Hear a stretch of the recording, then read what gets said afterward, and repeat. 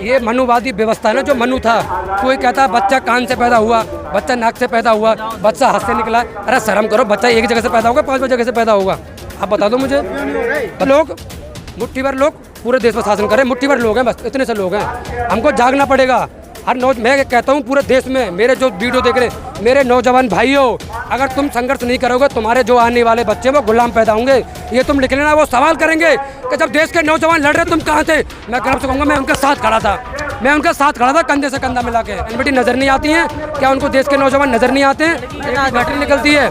हाँ तो हमारी बहन है ना वो, क्या प्रधानमंत्री को नजर नहीं आती? एक महिला पेरियर साहब कहते जब तक देश में महिला सुरक्षित नहीं है ना, जब तक देश में विकास तो हुआ है पर पूर्ण रूप से विकास नहीं हुआ। ये हमारे पहले आदमी का देश है, ये बीजेपी वालों का देश नहीं है। बीजेपी देश नहीं है, बीजेपी हमसे, हम बीजेपी से नहीं है। बीजेपी हमसे, पब्लिक से बीजेपी है। हमारी मतलब हमारी बिल्लू हमसे वोट मांगते, हम पे मियाँ बटन समाज है। इनको दोबारा गुलाम बनाया जाए, इनको धर्म के चक्कर में फंसाया जाए। समझ रहे हो ना? मैं मानता हूँ, अगर मेरी बात सुनो, इतने ही अगर देवी देवता थे, हमको इतना गुलाम बना कर रखा, किसी ने हमें आज़ाद नहीं कराया, तो मैं किसी को क्यों मानूं? जिसने मुझे जीने का अधिकार दिया, जिसने मुझे सम्मान दिया, अधिकार औकात है, ऐसे भाव पर देशद्रोह का मुकदमा दर्ज होना चाहिए। जबकि संविधान में लिखा है कि 22 प्रजा को तुम मान सकते हो। देखो मैं किसी भी धर्म को मानूं, मैं किसी भी जाति को, मेरा राइट्स है ना कानून में, मुझे कौन रोकेगा? आर्टिकल 50 पढ़ा आपने? आर्टिकल 50 पढ़ा आपने? भारत में रंग, रूप, लिंग, जाति, इन सब चीज़ों के आधार पर किसी भी व्यक्ति को बांटा नहीं जा सकता। तो किसी को औकात बांट देगा, मैं किसी को मानूं, मेरी आस्था है, मुझे कौन रोकेगा भाई? मैं बाबा साहब का राज नहीं आएगा इस देश में जब तक हम चैन से नहीं बैठेंगे। 75 साल की आज़ादी में हमें क्या मिला? 75 साल की आज़ादी में दलितों को 45% जो समाज है दबा कुचला, उसको क्या मिला? ये नेता लोग हमारा खाते हर चीज़ पे टैक्स लगा दिया, इतनी महंगाई कर दी है ना, एक गरीब आदमी इसके हित को पाल नहीं सकता। किसके हित में टैक्स लगाया है? देश की जीडीपी अर्थव्यवस्था इतनी गिर चुकी है ना सरकार में, शायद आपको मालूम होगा, आप पत्रकार हो एक, और जो नेशनल पत्रकार है वो सब बिक चुके हैं। उसको अनिल अंबानी ने खरीद लिया है। अनिल अंबानी पैसा देता है, अनिल अंबानी मोदी उसी की न्यूज़ दिखाते हैं बस। वो देश के नौजवानों को नहीं दिखाते, गरीबी को नहीं दिखाते, किसानों को नहीं दिखाते। हर राज्य में महिलाओं पर अत्याचार हो रहा है। किसकी सरकार में हो रहा है? देश केंद्र में कौन बैठा है? केंद्र में कौन बैठा है? किसकी सरकार पे हो रहा है? अभी मणिपुर चल रहा है 3 महीने से, कोई नहीं जा रहा वहाँ वोट मांगने के लिए, सब चले जाते हैं। क्या उनको आदिवासी बहन बेटी नजर नहीं आती हैं? क्या उनको देश के नौजवान नजर नहीं आते हैं? बैटरी निकलती है। हाँ तो हमारी बहन है ना वो, क्या प्रधानमंत्री को नजर नहीं आती?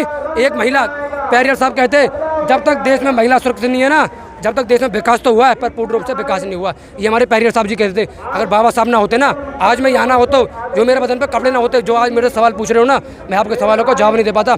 मनुवादी व्यवस्था ने हमें 3-4 हज़ार साल से गुलाम बना के रखा। हमें जिस तालाब में कुत्ता बिल्ली से पानी पी सकते थे, उस तालाब में हमें पानी पीने का अधिकार नहीं था। अगर बाबा साहब ने होते ना, आज हम यहाँ ना होते। हम बाबा साहब के संविधान को कभी खत्म नहीं होने देंगे। संविधान खत्म होगा तो हम खुद मर जाएंगे, उससे पहले संविधान खत्म। कथावाचक बयान देते, सुनिए सर, कथावाचक बयान देते, हम तो आए ही संविधान पे देशद्रोह का मुकदमा लगना चाहिए। नहीं ये बताओ, संविधान में कहीं लिखा है हिंदू राष्ट्र बन सकता है? भारत एक धर्म राष्ट्र है, ये किसी के बाप का देश नहीं है, ये किसी के बाप का देश है। आप मुझे बताओ, यार नौजवान का देश है, हर बहन का देश है, हर महिला का देश है, यार आदमी का देश है। ये बीजेपी वालों का देश नहीं है, बीजेपी देश नहीं है। बीजेपी हमसे, हम बीजेपी से नहीं है। बीजेपी हमसे, पब्लिक से बीजेपी है। हमारी मतलब हमारी बिल्लू हमसे वोट मांगते हो, हम पे मियाँ कर रहे हो, तो आप देते क्यों है? मेरी बात सुनो, ये संविधान किस लिए लिखा? जो दबे कुचले लोग हैं वो आरक्षण की हेल्प लेकर थोड़ा आगे बढ़ चुके हैं। समझ रहे हो ना? जो गरीब हैं, बच्चों को पढ़ा नहीं सकते। अब मैं महीने में 12-13 हज़ार कमाता हूँ, अगर मैं बच्चों को पढ़ाऊंगा, 5-4 एक बच्चे का एडमिशन हो रहा है हर साल, तो मैं वो क्या बोलते हो उसको, किताब चेंज कर देते हो, मतलब इसको हर साल चेंज कर दो। कहाँ से लाएगा ये बताओ आप? शिक्षा को इसलिए महंगा किया है, ना तो गरीब आदमी पढ़ेगा और ना नौकरी मांगेगा, क्योंकि नौकरी सरकार दे नहीं सकती है। इसलिए शिक्षा को इतना महंगा कर दो ताकि गरीब आदमी पढ़ ना पाए। समझ रहे हो ना? इतने नौजवान, हम सुखी से नहीं हैं, हम दुख से यहाँ पे आए हैं। सुखी से नहीं, हम दुख से यहाँ पे आए हैं। ये सरकार चाहती है कि जो 85% समाज है इनको दोबारा गुलाम बनाया जाए, इनको धर्म के चक्कर में फंसाया जाए। समझ रहे हो ना? मैं मानता हूँ, अगर मेरी बात सुनो, इतने ही अगर देवी देवता थे, हमको इतना गुलाम बना कर रखा, किसी ने हमें आज़ाद नहीं कराया, तो मैं किसी को क्यों मानूं? जिसने मुझे जीने का अधिकार दिया, जिसने मुझे सम्मान दिया, अधिकार दिया, तो मैं उसको मानूंगा ना। हमारा युवा ही तो देवी देवताओं को मानता है, अभी कावड़ को ढो रहा है। देखो ये अपनी अपनी आस्था की बात है। जब धीरे धीरे देखो एक क्रांति होती है ना, मेरी बात सुनो, अगर आप एक पेड़ लगाते हो तो उसको 10-12 साल दोगे नहीं दोगे, जब तो छाँव मिलेगी। आज आपने पेड़ लगाया, कल आप छाँव की उम्मीद रखते हो? अगर आपका बच्चा 2वीं क्लास में पढ़ रहा है तो उसे 10-12 साल दोगे, जब तो वो नौकरी के लायक बनेगा, कि 2वीं क्लास में वो नौकरी पे लग जाएगा। तो संघर्ष करने में टाइम लगता है, युवाओं को जगाने में टाइम लग रहा है। बहुजन समाज जाग चुका है। एक बाबा ने बयान दिया था जो बाबा है ना, ये सरकार के नुमीन है। अयोध्या के एक बाबा थे, उन्होंने बयान दिया दिल्ली सरकार के मंत्री के खिलाफ कि इसकी जो भी कोई गर्दन काटेगा उसे 50 लाख। अब मेरी बात सुनो, आप किसकी गर्दन काटेगा? दिल्ली सरकार के एक मंत्री थे, किसकी गर्दन काटने के लिए बोला? इस प्रतिज्ञा जिन्होंने ली थी उस मंत्री का गर्दन काट दी है? किसी में औकात, किसी में औकात है? ऐसे बाबाओं पर देशद्रोह का मुकदमा दर्ज होना चाहिए, जबकि संविधान में लिखा है कि 22 प्रतिज्ञा को तुम मान सकते हो। देखो, मैं किसी भी धर्म को मानूं, मैं किसी भी जाति को, मेरा राइट्स है ना कानून में, मुझे कौन रोकेगा? आर्टिकल 50 पढ़ा आपने? आर्टिकल 50 पढ़ा आपने? भारत में रंग, रूप, लिंग, जाति, इन सब चीज़ों के आधार पर किसी भी व्यक्ति को बांटा नहीं जा सकता। तो किसी को औकात है बांट देगा? मैं किसी को मानूं, मेरी आस्था है, मुझे कौन रोकेगा भाई? मैं बाबा साहब को मानता हूँ, काशीराम को मानता हूँ, वाल्मीकि भगवान को मानता हूँ, रविदास को मानता हूँ, मुझे कौन रोकेगा? पेरर साहब को मानता हूँ। बहुजन समाज ने कुर्बानी दी है। सावित्रीबाई फुले, अगर सावित्रीबाई फुले ना होती ना तो हमारी महिलाओं को पढ़ने का अधिकार नहीं मिलता। वो अपने घर से निकलती थी, उन पे मनुवादी व्यवस्था के लोग कीचड़ फेंकने का काम करते थे। जब वो स्कूल में जाकर साड़ी चेंज करती थी, उन लोग हमको पढ़ने का अधिकार दिलाया। महिलाओं को प्रॉपर्टी बता दिया बागेश्वर बाबा। बागेश्वर कहते हैं जो महिला मंगलसूत्र नहीं है वो प्लॉट खाली है। अरे शर्म आनी चाहिए, नालायक को शर्म कर लो। तुम बाबा हो, तुम साले बाबा को नाम पे तुम कलंक हो। आसाराम बापू भी थे, राम रहीम थे, उनके भी प्रधानमंत्री पैर छूते थे, छूते नहीं छूते थे। आज वो कहाँ है? किसकी वजह से जेल में? किसकी वजह से? कानून की वजह से ना, किसकी वजह से? अगर जब तुम्हारे गीता कॉलोनी ये सब इतने अच्छे हैं तो इन्हीं से देश चला लो। सबसे बेहतरीन संविधान हिंदुस्तान का, हमारे भारत का संविधान है। सबसे यहाँ नदी नाला पशु पक्षी सबको बराबर के अधिकार है। कोई किसी नदी को खत्म, नदी नाले को नहीं काट सकता, कोई किसी वृक्ष को नहीं काट सकता। इतना बेहतरीन संविधान इस मुल्क का है। कुछ लोग मतलब कहते हैं ना कि चंद लोग, मुट्ठी भर लोग पूरे देश पर शासन करें, मुट्ठी भर लोग हैं, बस इतने से लोग हैं। हमको जागना पड़ेगा। मैं कहता हूँ पूरे देश में मेरे जो वीडियो देख रहे हैं, मेरे नौजवान भाइयों, अगर तुम संघर्ष नहीं करोगे तुम्हारे जो आने वाले बच्चे वो गुलाम पैदा होंगे। ये तुम लिख लेना, वो सवाल करेंगे कि जब देश के नौजवान लड़ रहे तुम कहाँ थे? मैं गर्व से कहूँगा मैं उनके साथ खड़ा था, मैं उनके साथ खड़ा था कंधे से कंधा मिला के। भाई ये नस्ल की लड़ाई है, पीढ़ी की लड़ाई है। जो आने वाले बच्चे उनका भविष्य कैसा होगा? आपने अपने जैसे कितने और युवा तैयार किए? मैं देखो अपने गाँव में जाता हूँ, जहाँ भी, मेरी बात सुनो, मैं अपने गाँव में जाता हूँ, जहाँ भी जाता हूँ, मैं सबसे कहता हूँ अपने समाज के लोगों से, भाइयों जागो। जब भी मैं अपने गांव जाता हूँ सब लोगों से कहता हूँ जागो। और मैंने कम से कम अपने साथ अपने गांव में जो लोग अंधकार में जी रहे थे, अंधविश्वास थे, मैंने 100-200 लोग अपने मोहल्ला में, छोटा सा मोहल्ला हमारा जाटव समाज का, मैंने 100-200 लोग तैयार कर दिया अपने मोहल्ले से। जाटव तक सीमित है, शेड्यूल कास्ट ये 85, हम बहुजन की बात करते हैं, हम बहुजन की बात करते हैं, 85% की बात करते हैं हम। आपको पता नहीं बहुजन में कितनी। देखो ये जो मनुवादी व्यवस्था है ना, इसने लोगों को जातियों में बांटा ताकि इन पर शासन किया जा सके। अरे मैं तो मानो तुम हिंदू राष्ट्र की बात करते हो, मैं भी मनुष्य, तुम भी मनुष्य, तो चमार भंगी ये जाति कहाँ से आई?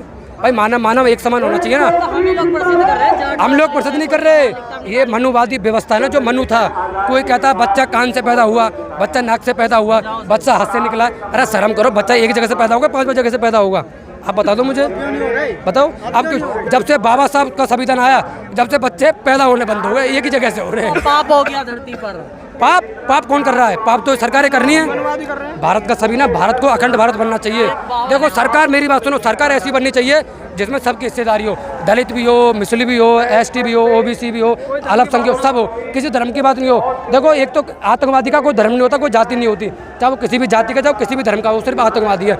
ये सरकार उसे जाति से जोड़ती है, धर्म से जोड़ती है। यार आतंकवादी तो आतंकवादी होता है। प्रतिज्ञा ले रहा है वो आतंकवादी कैसे बना रहा है? ये होता वो अपनी आस्था किसकी आस्था को जगा रहा है? या मेरी आस्था है, मैं तो जाग चुका, मुझे कौन रोकेगा? मैं किसी को मानूं, मैं बौद्धों को मानूंगा। भाई ऐसे देवी देवताओं को मैं क्यों मानूं? देवी देवताओं को नकार रहे हो तो आस्था की। आपने एकलव्य को सुना? द्रोणाचार्य थे। ये छल कपट आज से नहीं हो रहा है, ये छल कपट तो ना सदियों से होता जा रहा है। एकलव्य का अंगूठा मांग लिया द्रोणाचार्य ने, नहीं आज अर्जुन कुछ नहीं होता। आप छल कपट समझते हो? छल कपट को आप कितना बड़ा छल कपट है बताओ भाई। हम तो चाहते हैं मेरे बहुजन समाज के लोगों जागो, अपने हक अधिकारों की बात करो। 75 साल की आज़ादी में तुम्हें क्या मिला? तुम दूसरे लोगों को वोट देते आ रहे हो। 1 वैल्यू 1 वोट। पहले वोट डालने का अधिकार नहीं था। अगर बाबा साहब लड़ते ना, पहले वोट डालने का अधिकार किसको मिल रहा था? जिसके पास संपत्ति है, जिसके पास बिजनेस है, उसको वोट डालने का अधिकार मिला था। तो बाबा साहब लड़े, जो पढ़ा लिखा बाबा साहब लड़े।